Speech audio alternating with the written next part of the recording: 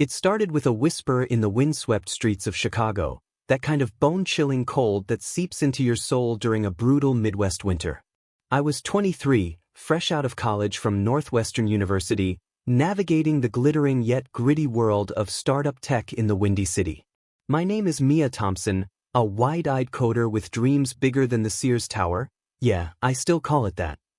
I'd built a small app called ConnectHub, a social networking tool for young professionals, and it was gaining traction.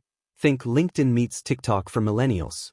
But standing beside me through it all was my so-called best friend, Lena Vargas. We met freshman year in a dorm room that smelled like ramen and ambition, bonding over late-night study sessions and shared secrets.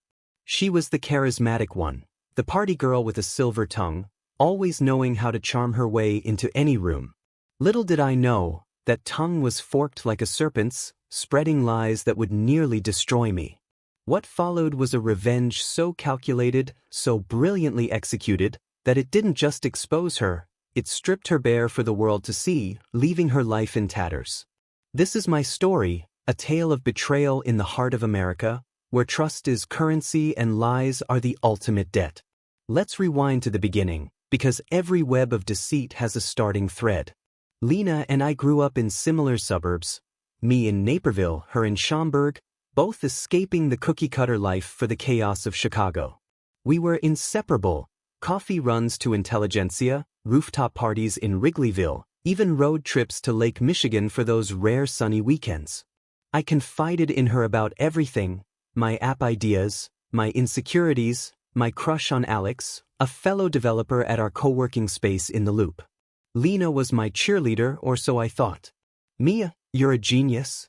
This app is gonna blow up, she'd say, her eyes sparkling under the L-train lights. But as ConnectHub started buzzing, hitting 10,000 downloads by summer 2024, subtle shifts emerged. Lena began helping more aggressively, suggesting features that felt off, like invasive data tracking she claimed was industry standard. I'd push back and she'd laugh it off. Chill, Mia. I'm just looking out for you. The first lie surfaced like a crack in the ice during a networking event at Techstars Chicago in October 2024. I'd pitched ConnectHub to a room full of VCs, nerves jangling like the L tracks overhead. It went well, handshakes, business cards, promises of follow-ups. But the next day, whispers reached me via group chats. Heard Mia's app steals user data. Sketchy, right? My stomach dropped. I traced it back to an anonymous post on a tech forum, but the IP led nowhere. Lena consoled me over deep dish pizza at Giordano's. People are jealous, babe. Ignore it. Yet, as weeks passed, the lies multiplied. Sponsors pulled out, citing reputation concerns. My follower count on LinkedIn plummeted. Then came the personal attacks. Rumors that I was sleeping my way to success spread through our mutual friends' DMs. Alex ghosted me after hearing I was unstable and obsessive. I confronted Lena in our shared apartment in Lincoln Park, tears streaming. Who would do this? She hugged me tight. We'll find out, I promise. But suspicion gnawed at me like the city's relentless wind. Late one night, fueled by insomnia and espresso from Big Shoulders Coffee, I hacked into our shared Wi-Fi logs, perks of being a coder. There it was, Lena's laptop accessing anonymous VPNs, posting on forums under pseudonyms like Tech Whistleblower. My heart shattered. But jealousy? She had her own gig as a social media manager, but it paled next to my rising star.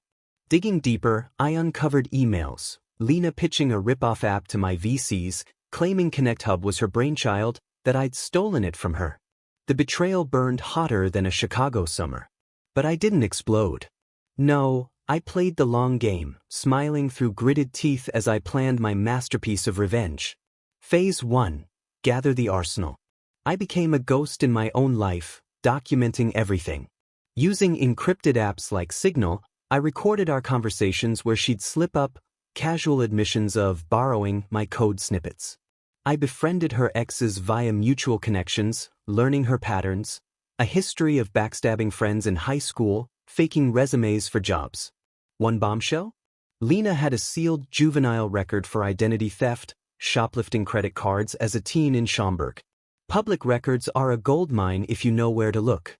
Meanwhile, I rebuilt Connect Hub quietly, adding anti-plagiarism features and watermarking my code.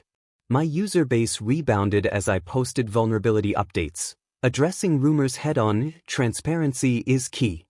It humanized me, turning the tide. The suspense thickened like fog off the lake. By February 2025, Lena's lies escalated.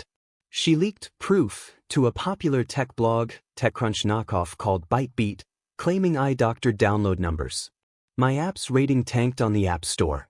Friends distanced themselves. Even my family in Naperville questioned me over Zoom calls. "Mia, are you sure you're okay?" Mom asked, worry etching her face. I was isolated, but that fueled the fire. I hired a PI from a discreet agency in the Gold Coast. Cash only, no traces. He tailed Lena, capturing photos of her meeting my ex-VCS at swanky spots like Alinea, whining and dining them with stolen pitches. Audio bugs, legal in Illinois for one-party consent, caught her boasting. "Mia's a fraud. I built that app, she's just the face."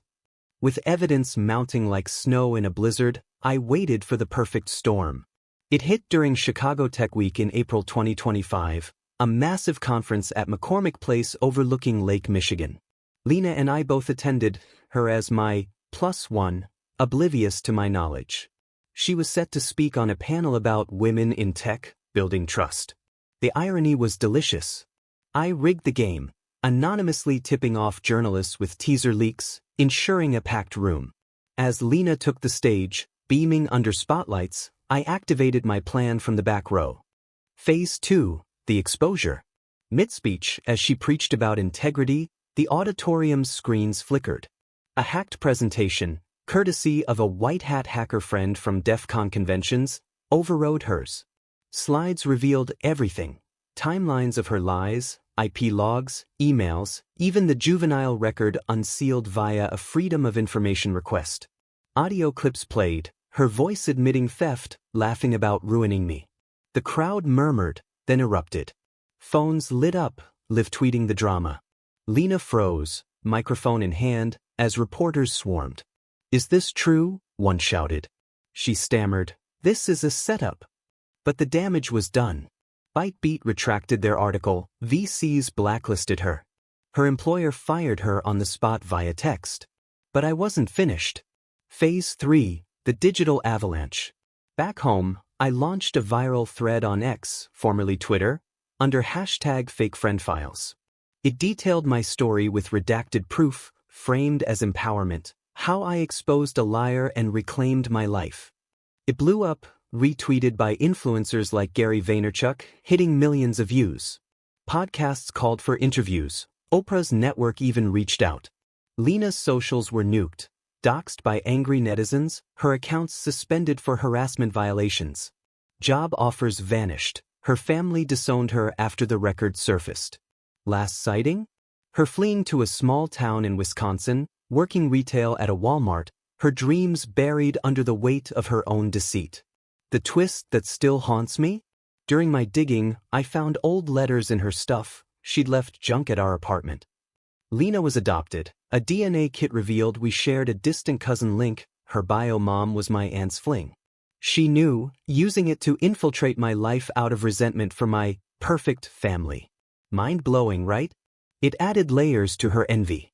Now, on this crisp December day in 2025, as snow dusts the Chicago River, I run Connect Hub from a sleek office in the Merchandise Mart. It's valued at millions, with partnerships from Google and Meta. Betrayal taught me vigilance. Revenge taught me power. Lena? She's a faded echo, exposed and erased. If you're reading this, remember, lies may spread like wildfire, but truth is the extinguisher that burns brightest. My takedown wasn't just revenge, it was justice, American style, where the underdog rises and the fake fall hard. And me? I'm just getting started.